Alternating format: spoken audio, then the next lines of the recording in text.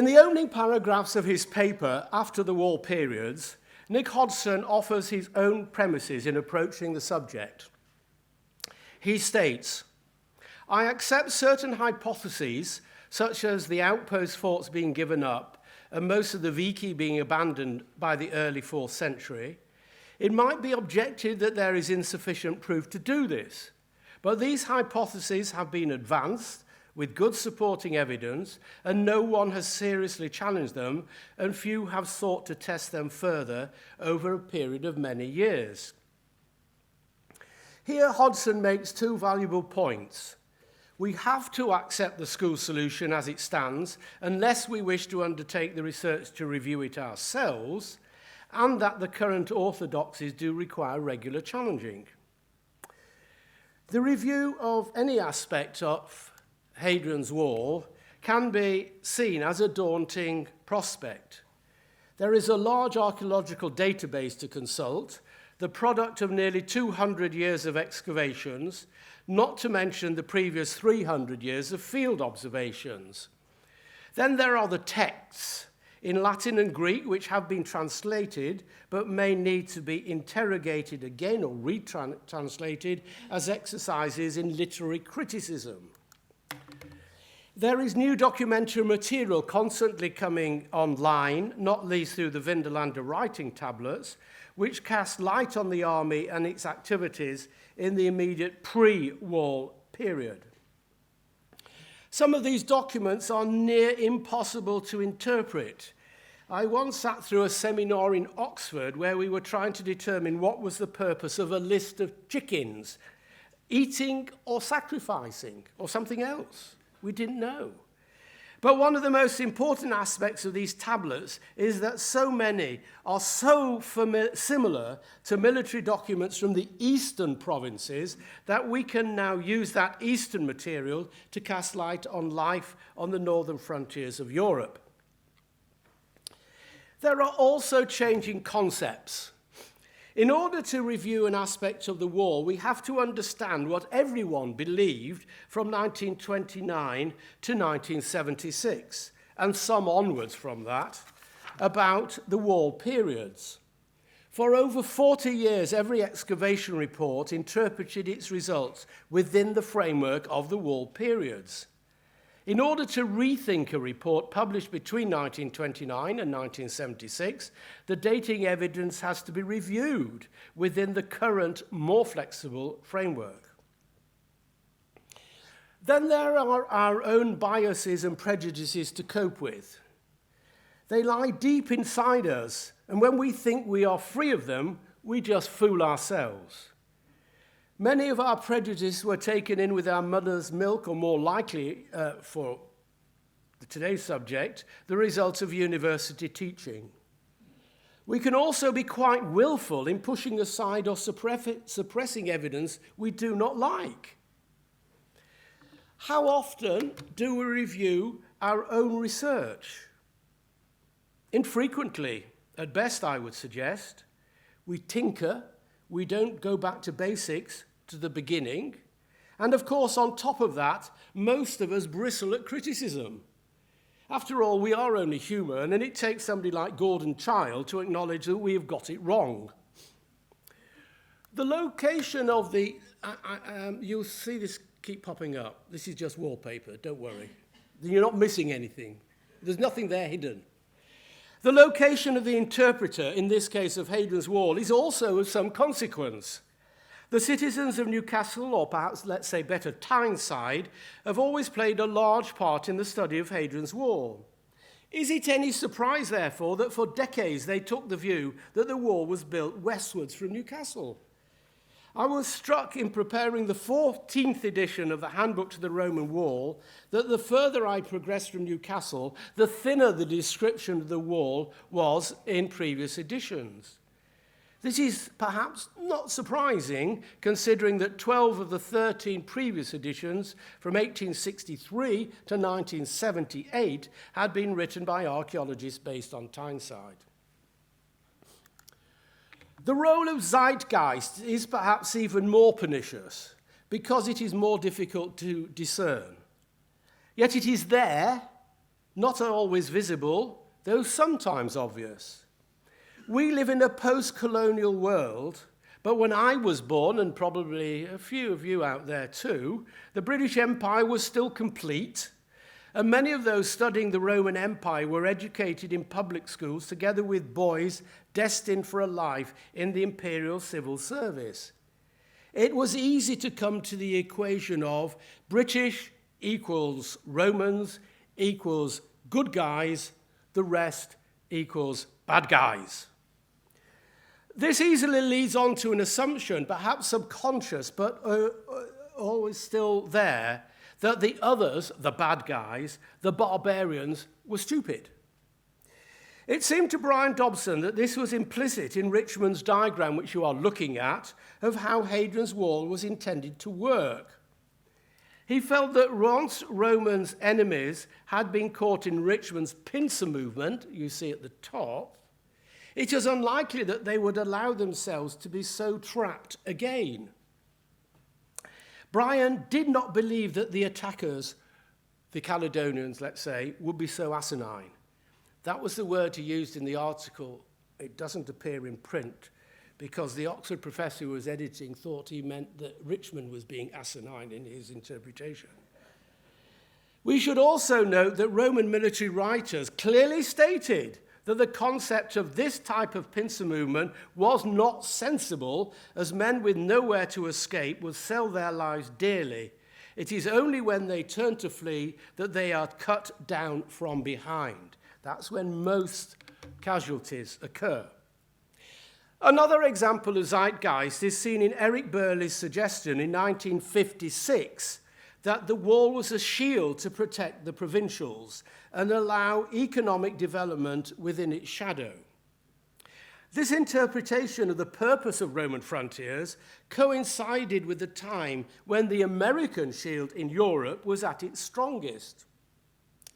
It took the fall of the Iron Curtain 30 or more years later, and thereby the reduction in the importance of the American military shield, for us to appreciate that Burley might have been reflecting the spirit of his times, when the protection afforded by the American army was so essential to the rebuilding and revitalization of Western Europe.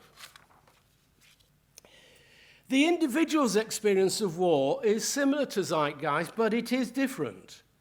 The challenge of different experiences throws up new views, sometimes rather quirky. In the First World War, Robert Forster suggested that the Vallum was a training scheme invented by the Romans to toughen up its soldiers. In his 1950 review of recent work on the wall, Richmond stated in relationship to the purpose of the Vallum, perhaps an analogy with present conditions may help. In wartime Britain, where in default of invasion, nothing worse than sabotage by enemy agents or more serious than unauthorized entry and exit was feared, installations of military importance were regularly screened by formidable hedges of barbed wire, impossible to jump and difficult to penetrate.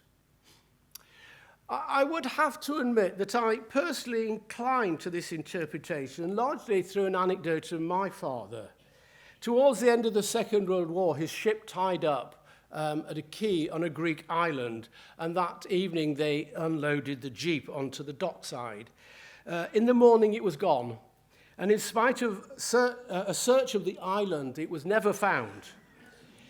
It simply reminds us that we should not forget non-military activities in our explanations.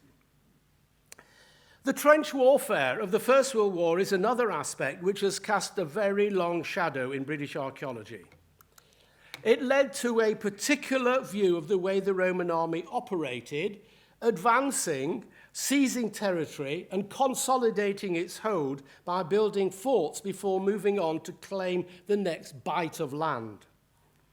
This led to Richmond's argument that Agricola advanced northwards from the Fourth Clyde Isthmus towards Mons Graupius, building forts in the mouths of the glens as he went, so as to protect his flank, and presumably arriving at the battlefield with just his batman. The Romans knew better and kept the army together and did not disperse it on garrison duty until the war was won. It is a lesson that Napoleon himself had to learn, discovering after his defeats in 1813 that his best troops were on garrison duty in Central and Eastern Europe and trapped there. Terminology is something to which we should pay more attention. Richmond described the forts placed in the mouths of the Highland glens in the late 1st century as glen blockers. There is a clear defensive element to the term. More recently, the phrase garrison settlements has come into fashion to describe extramural settlements at forts. The word garrison to the English, in the English language I mean, however, has traditionally been used to describe a body of troops in a certain location in order to guard it. This was not the purpose of a Roman fort, just a base where soldiers kept their kit. They were normally outside on activities. Another phrase is more pertinent to this discussion: outpost forts, marked in red. The term implies that they were outposts of a particular line, and in Britain that line is Hadrian's Wall, with the further implications that that line, i.e. Hadrian's Wall, is the frontier. The outpost forts were then in a sort of no man's land. It seems doubtful if this was the case. We would expect that the land encompassed by the outpost forts was actually within the province, and in that case, the provincial boundary lay more or less on the Cheviots. This distinction is important because we can no longer argue that the lack of 3rd and 4th century pottery north of Hadrian's Wall was due to the fact that these lands lay beyond the province. Some lay within it.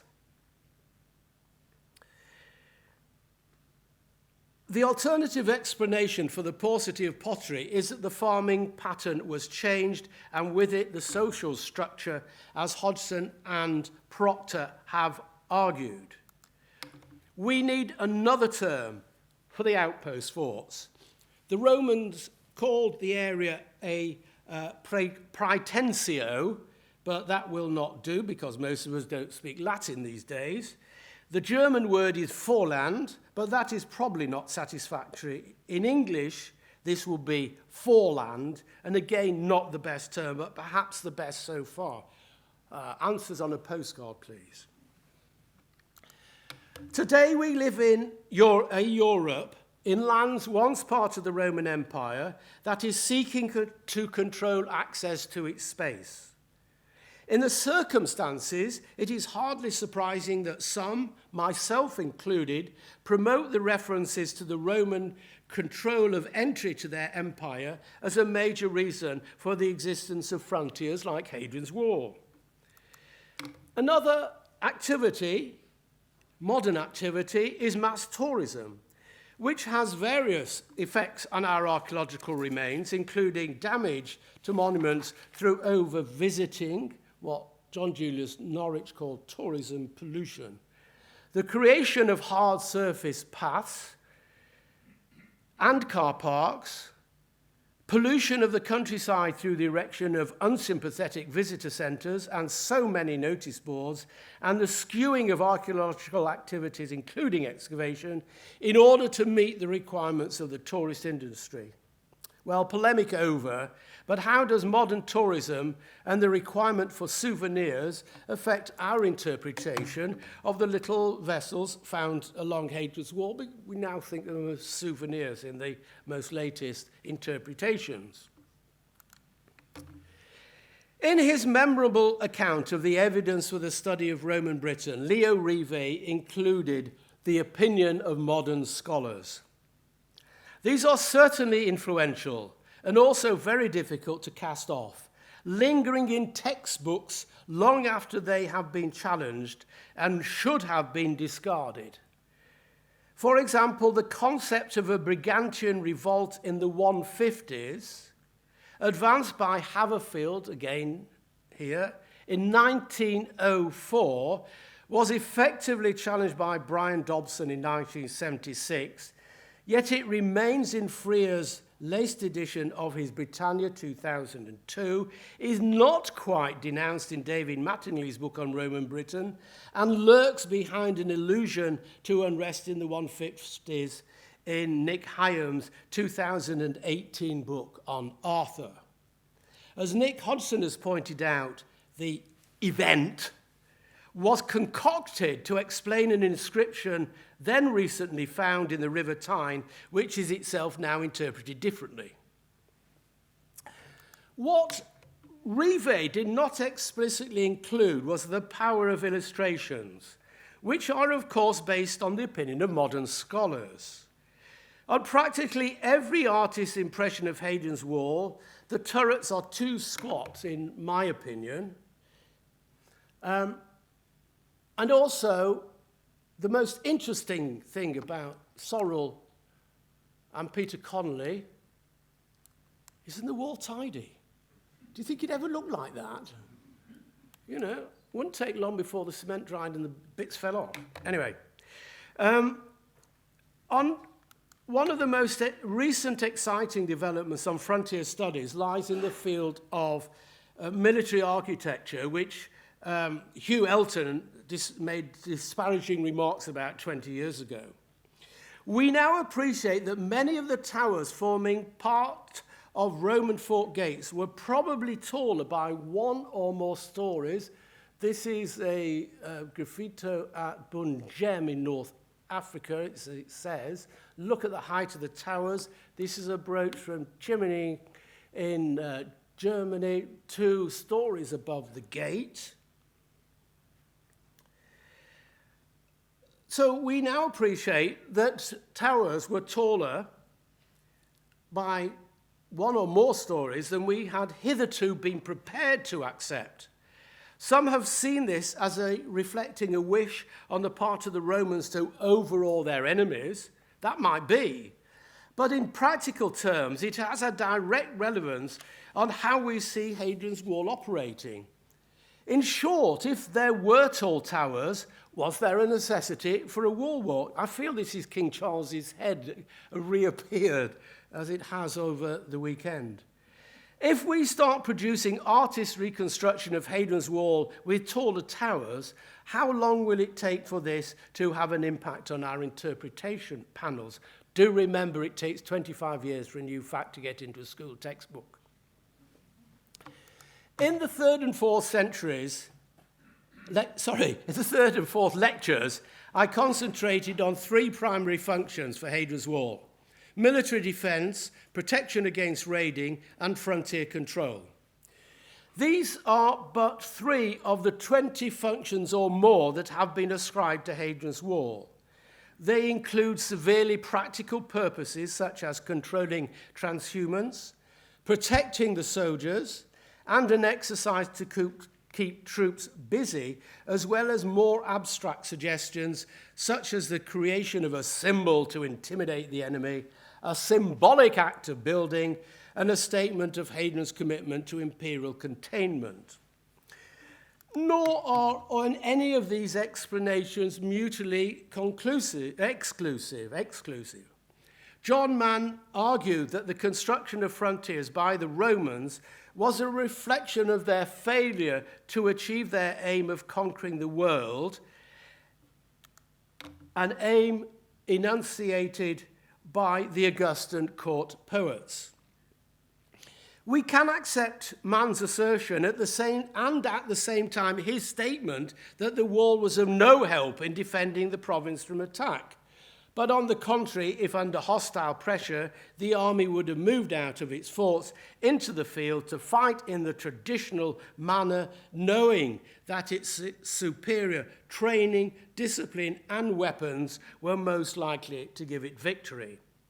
Mann went so far as to say that if a sizable enemy force managed to approach the wall itself, as it did early in the 180s, when it was crossed and the governor killed, then the system had failed.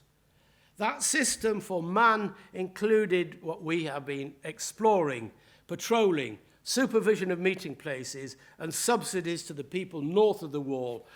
For John Mann, Hadrian's Wall was but one part of a wider foreign policy. One explanation which keeps being offered for the construction of Roman frontiers that this was simply a means of keeping the troops busy.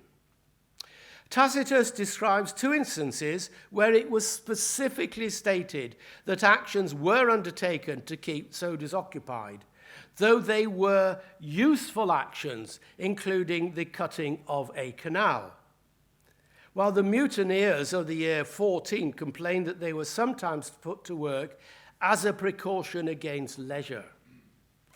But it seems to me that the complex building history of Hadrian's Wall, which has been occupying us for the last 2 days, most strongly indicates that this was not a mere displacement exercise, but a building project designed to ensure the appropriate protection of the province. We are back to the importance of minutiae in helping us understand the operation and function of Hadrian's Wall. We can see this through the patient unraveling of its building history over many years. The changes during its construction reflected an appreciation of the realities on the ground. The greatest single change, the addition of nearly 20 forts to the frontier zone, was not simply a ploy to keep the soldiers out of mischief. And it is through these changes to that simple first plan that we can understand the way the frontier installations were intended to operate. Study of the minutiae of the changes is not an exercise in a vacuum. Rather, these minutiae are the pixels which coalesce to form a larger picture, the function of Hadrian's Wall. One aspect of the study of Hadrian's Wall is conspicuous by its absence: theoretical archaeology. Only Richard Hingley has sought to explore this aspect. This is strange because Hadrian's Wall not only offers an interesting subject, well, it is to me, but a body of evidence against which theories can be tested. It might be argued that such an approach requires the accumulation of a large body of evidence, but Hadrian's Wall can be chopped up into bite-sized pieces, and then the evidence is not so difficult to acquire. Matt Simons, editor of Current World Archaeology, came to Hadrian's Wall through his BA dissertation in which he analysed the plans of Mar castles. David Woolliscroft through examining the position of Mar castles and turrets in relationship to the Staingate sites, and John Poulter through some basic footwork to allow him to understand how Hadrian's Wall was surveyed. These projects, in effect, all sprang from good ideas and did not require decades of advanced study. What is, of course, important is the ability to check results in the field. Woolliscroft argued that some Mar castles on the wall were pulled out of their measured positions in order to allow their occupants to retain contact with the forts on the Staingate. It is possible to go to Mar Castle 42 at Caulfields and observe that if you walk a few paces to one side into the gap beyond the Mar Castle, now occupied by the access path, the fort at Haltwhistle Burn Arrowed disappears from view. This has always been a persuasive argument for me in accepting David Woolliscroft's thesis on the intervisibility of the towers along the wall and the forts behind it. So too, the spark for Poulter's work was observations of the position of the wall in the landscape, not least in driving along the 18th century military road, where the road turns at the high points along its line.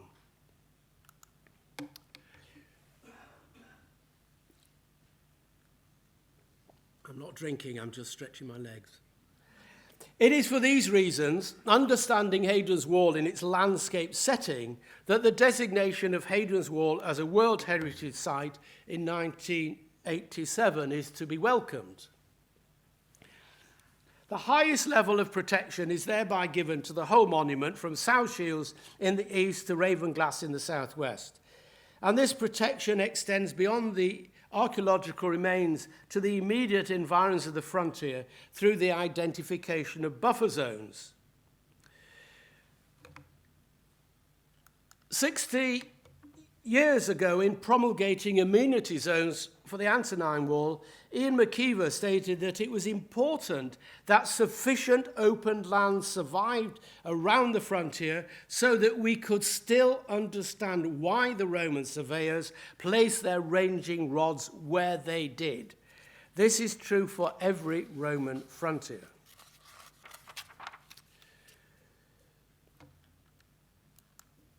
In 2005, there was a particular change in the status of Hadrian's Wall. When the Upper German Eurasian Limes was inscribed as a World Heritage Site in that year, it was accompanied by the incorporation of Hadrian's Wall and the German frontier into a new World Heritage Site entitled The Frontiers of the Roman Empire. In 2008, the Antonine Wall was added to the two earlier inscribed frontiers, so that now all three of the land or artificial frontiers of Europe are part of one World Heritage Site. Other frontiers are currently, at this very moment, being considered by the World Heritage Committee. This has been achieved through Roman archaeologists operating together internationally in what is now known as the Bratislava Group. This group will ensure that there is common ground in the inscription and management of further sections of the Roman frontier, an exciting development for those of us interested in frontiers across the Roman world. One of the requirements of a World Heritage Site is that it must have a management plan, and that plan should contain a research strategy. This was appreciated by those working on the nascent frontiers of the Roman Empire World Heritage Site nearly 20 years ago, many of whom you see here. The way forward, it was thought at the time, was through European funding to help create a research strategy for all Roman frontiers.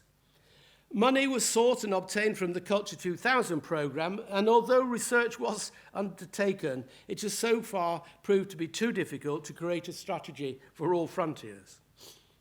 This exercise is not without its challenges.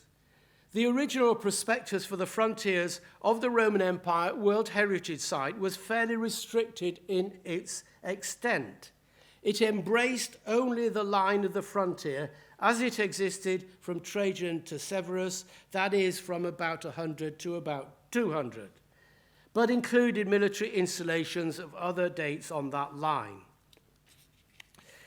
But the reason for the creation of any particular frontier line can only be understood within a broader framework.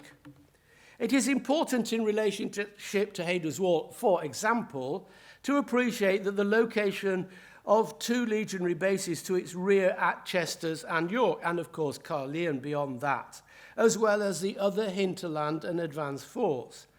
Similarly, the Upper German frontier was supported by legions at Strasbourg and Vindonissa.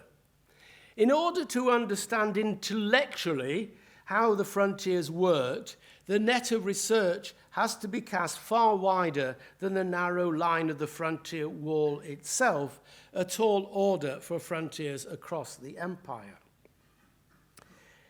Our problem with World Heritage Sites is that they concentrate on individual sites. While to understand Roman frontiers, we have to look at them in both time and space. Nor is this the only issue. The definition of what may be included in a World Heritage Site, such as buried remains, lies in the hands of the World Heritage Centre and not the archaeologists. While within a wider framework, we are living within a definition of a World Heritage Site created 50 years ago, which excluded artifacts in museums. For Roman archaeologists, the inscriptions which tell us when, by whom, sometimes why, how much, and so on of the frontier, as well as the artifacts which help us understand life on the edge, cannot be included in the World Heritage Site. The creation of an integrated research strategy may help to address the gaps left by the World Heritage Site inscription. The inscription of an ancient monument or historic building as a World Heritage Site, it is not without its downside. It is very clear that World Heritage Sites attract increasing numbers of visitors. This is no less true of Hadrian's Wall than anywhere else. On the wall, though, it is compounded by the creation of a national trail along its whole length. Through many miles, the wall sits on top of the archaeological remains. We can all take some satisfaction that practically all of Hadrian's Wall is open to public viewing, but unfortunately, at the same time, it has become a target for those wishing to bag another trophy. People want to walk it, run it, cycle it if they could, ride along it on a horse, just to say that they have. It's the equivalent of Munro bagging. And needless to say, there is insufficient money to manage the trail properly. Indeed, almost after its designation, promises of appropriate money for maintenance were broken, and now in our age of austerity, the trail is under pressure again, and in days when visitor numbers are higher, the number of staff managing the trail has been halved. Why is this important? Quite simply, the tread of thousands of feet destroys the green sward, creating ruts biting down into the archaeological remains. This is not an esoteric problem.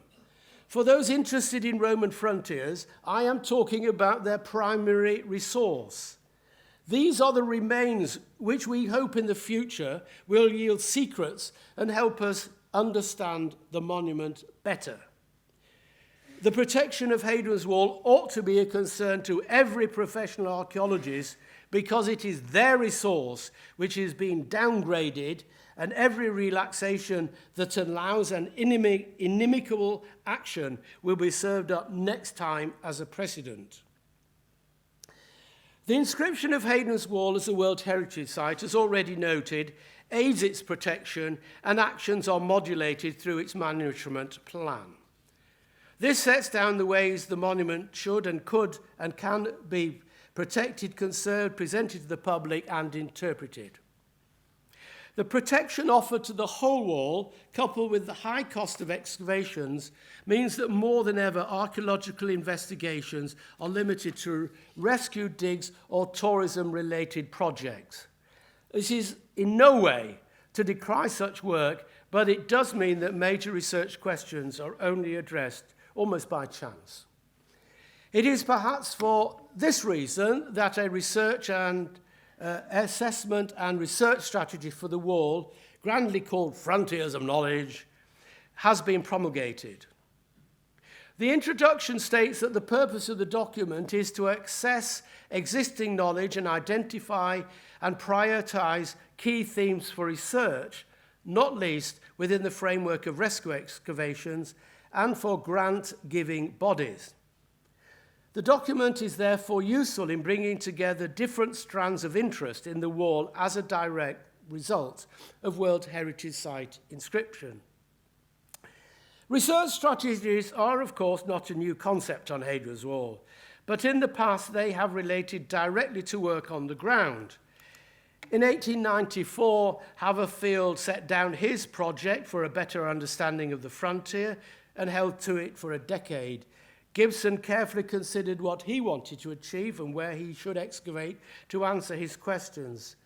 Simpson was equally focused over a period of 40 years. In the study, R.G. Collingwood added his cerebral attention to Hadrian's Wall and its problems. It was a formidable group, so formidable that they stated that the problems of Hadrian's Wall had been solved and they were believed. In 1948, the Council for British Archaeology published a survey and policy for field research. The section on the military zone of Roman Britain was written by Ian Richmond. He started his survey of Hadrian's Wall by stating that the spade may now be hailed as having settled the major structural questions on Hadrian's Wall.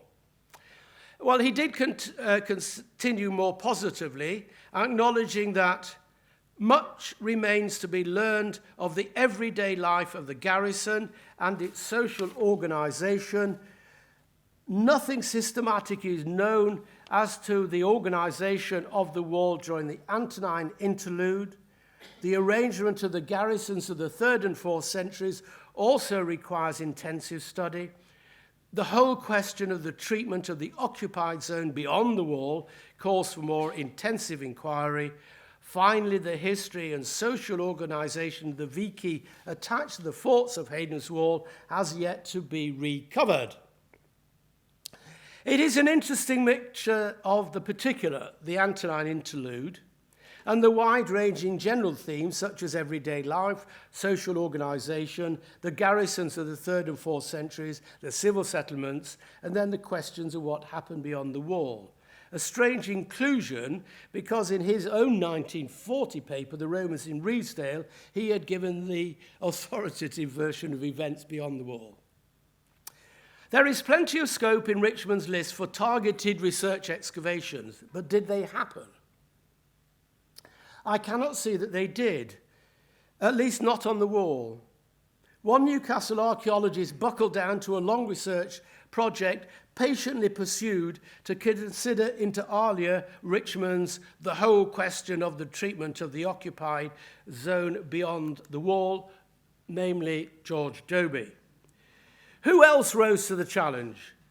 Richmond himself, together with John Gillam, undertook work left over from the interwar years, examining the most westerly known Mire Castle on the wall, but nothing followed, at least not from the archaeologists. The Ministry of Works, the precursor of English heritage, deserves credit for initiating the examination of the fort at Housesteads, which led to the excavation of the whole of the northeast quadrant, the commanding officer's house, and the hospital. Here was a project which set out to answer for one fort at least Richmond's challenge to learn more about everyday life and social organisation. Outside the fort, Robin Burley examined part of the civil settlement before turning his attention to the more productive site of Vindolanda. One part of the frontier not on Richmond's list was the Cumbrian coast. This had last been looked at by Collingwood in 1929. In 1954, a young agricultural officer in Cumberland, Richard Bellhouse, discovered he had an interest in archaeology and spent the next 40 years almost single-handedly exploring the mile fortlets and towers along the coast. His work remains basic to our understanding of the western flank of Hadrian's Wall. Here it seems one problem with research strategies. They have to engage with the individual. So much of the work on Hadrian's Wall has been undertaken by individuals wishing to answer their own questions. How often have you heard me mention Durham University Excavation Committee, for example? Once. Yet we have in front of us an example of what sustained work by a committed group can achieve, which of course is Vindolanda. The Research Framework and Strategy, Frontiers of Knowledge, published in 2009, set down what we know and would like to know about Hadrian's Wall, and I do not intend to repeat that here. Instead, I would like to offer a suggestion of my own. This relates to the smaller structures on the wall. There may not be particular value in excavating another turret, but Mire castles are a different matter. In the last 70 years, 7 turrets have been excavated, and of course many of them abandoned in the late 2nd century, so they can't tell us much about the longer history of the wall. But only 2 Mire castles have been substantially investigated, and one was a re-examination of a structure previously investigated and is as yet unpublished. The Mile Castle is a particular type of military installation, only found in Britain on Hadrian's Wall and the Antonine Wall. It is also a key installation. It appears to serve 3 functions. It provides a gate through the wall, accommodation, and presumably a tower over the north gate. It will be helpful to acquire more information about each aspect, including whether there had originally been access across the ditch in front of the north gate. In addition, unlike most turrets, many Mar castles continued in occupation into the late 4th century, though we know little about the nature of the occupation. Altars dedicated by legionaries have been found at several Mar castles, one to the mother goddesses, dedicated by a detachment of the 6th Legion, was found close to Mar Castle 73. As we presume that most Mar castles and turrets were occupied by auxiliaries, the second-line troops, it would be interesting to see if we can find anything diagnostic of a legionary presence. That said, the investigation of the interior is not my primary concern, rather the exterior. An altar found at Mar Castle 19, which is to the left, mentioned a shrine. Was such a structure outside the Mar Castle? How would we find it? Geophysical survey at Mar Castle 73 has pointed to the existence of enclosures and possibly structures to each side of the military enclosure. Here is a site that might yield interesting results. Examination of such an area would furnish an entirely new dimension to life on Hadrian's Wall, and it would be about the wall itself and not the occupants of forts, who I have argued had a different role in frontier activities. The Mar Castle is, in many ways, the definitive installation on Hadrian's Wall. Finally, such an excavation should be affordable. Well, do we need further justification? An anniversary? We like anniversaries. In 2 years' time, it will be 100 years since Collingwood's seminal paper on the function of Hadrian's Wall. That is an event worth marking. That, however, I don't think is enough. We need to understand Hadrian's Wall in the wider setting of all Roman frontiers. So if we are to examine a Mar Castle and its surroundings on Hadrian's Wall, we should include a project in investigation of a similar structure on the Antonine Wall. Beyond our shores, roughly similar fortlets, not Mar castles, but similar, are known on other frontiers, such as the Upper German-Rhaetian frontier and the Val Lui Traiani in Romania. Such a wide-ranging international project has the opportunity to enhance our understanding of Hadrian's Wall, its operation, and the life of the soldiers and civilians who lived in its shadow. And the frontiers of the Roman Empire World Heritage Site provides the ideal context to realize such an ambitious project. One might ask why the detailed study of Hadrian's Wall remains important. Haven't we discovered all that there is to know, that we need to know? As I have stressed, there is a lot that we do not know about Hadrian's Wall. Moreover, we need to keep challenging our preconceptions by continuing excavation as well as analysis of the database. Understanding the minutiae of the available information enables us to understand its building and history better, and through that appreciate its function and purpose and how the Romans intended to operate at different times. There is one point to add. This discussion of the frontier and operation of Hadrian's Wall and the changes of plan in relationship to perceptions of the local issues points to a flexible outlook on the part of the Roman army. Its officers were able to grasp realities on the ground and change their arrangements in order to best achieve their aims. Hadrian's Wall offers a fascinating insight in why the Roman army was so successful. As we have seen, Hadrian's Wall continues to offer challenges. Its enormous database remains an inspiration for research.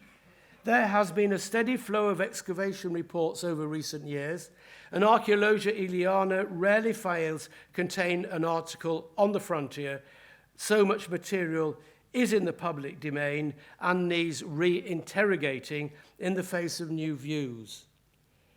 We are, however, missing one aspect, a theoretical approach to the monument. As previously noted, only Richard Hingley has sought to tackle this aspect. I trust that I am not alone in welcoming the challenge that some theory will offer. Hadrian's Wall deserves some theory. Perhaps theory will stimulate the next steps forward in Hadrian's Wall and indeed in Roman frontier studies. Thank you.